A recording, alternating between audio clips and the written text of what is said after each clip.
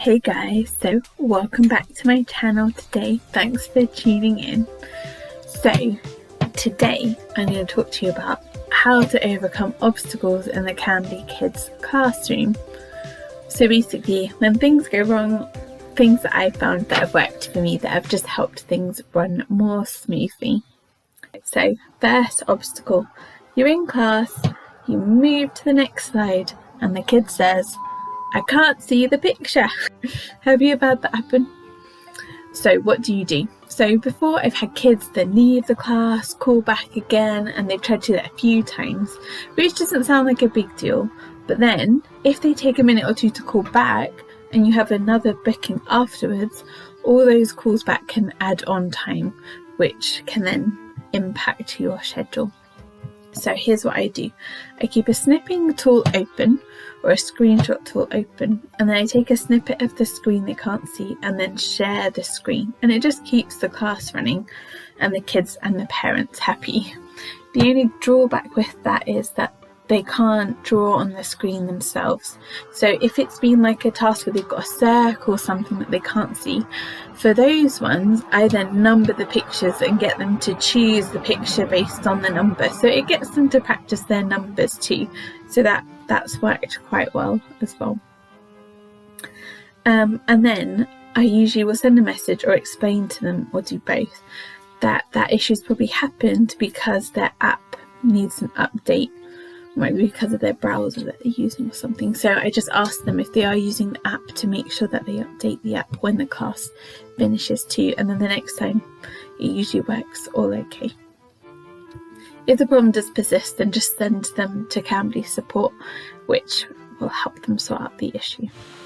So just so you can see what that looks like, this is me in the classroom. I'm taking a snip of the screen when the student said he can't see it, and I press the share button and I share the snip that I've taken of the screen.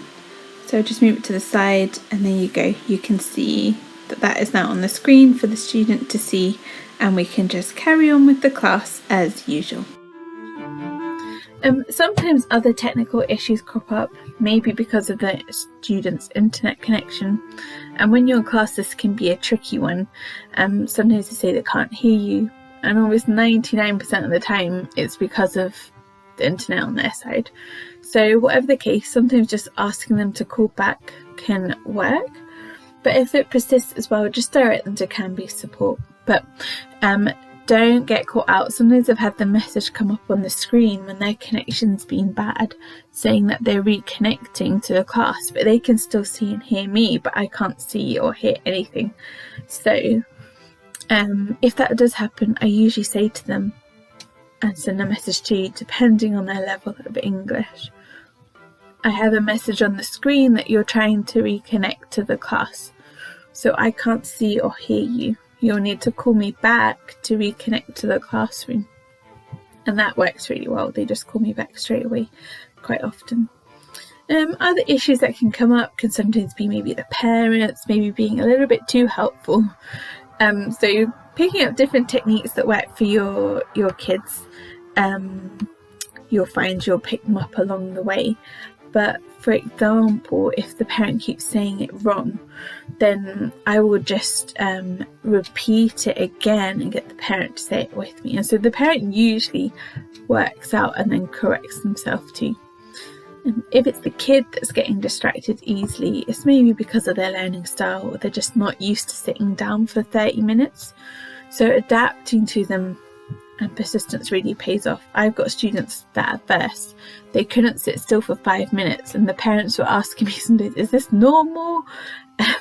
But now, after a few months, they now sit through the whole class and they're actually excited for class. They're running up and the parents messaging me saying how much they love the classes. So one thing that's really helped with them as well is finding a reward system that they love, whether it be superheroes, Power Rangers, princesses, anything, all those sorts of things. So you're going to have different issues that crop up. It's the nature of the work really from time to time, but a little bit of tact and thinking on your feet is required, and it gets easier the more experience that you have.